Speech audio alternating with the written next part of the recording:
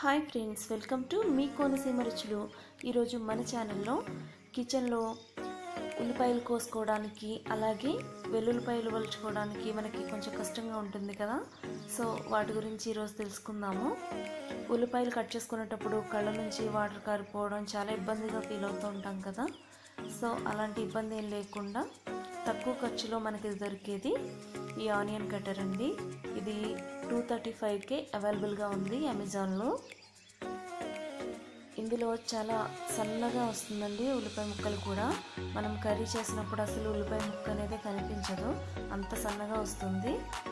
And ఇలా దారాన్ని 2 సార్లు లాగినట్లయితే చాలా సన్నగా కూడా మనకి ఉల్లిపాయ అనేది కట్ అయిపోతుంది. చాలా తొందరగా మనకి పని కూడా అయిపోతుంది. అండ్ అదేవిధంగా మనకి గార్లిక్ కూడా వలుచుకోవడానికి చాలా ఇబ్బందిగా ఉంటుంది కదా.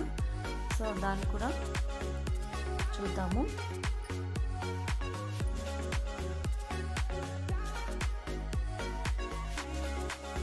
ఇందులో నేను ఒక 3 రేఖలు వేసానండి.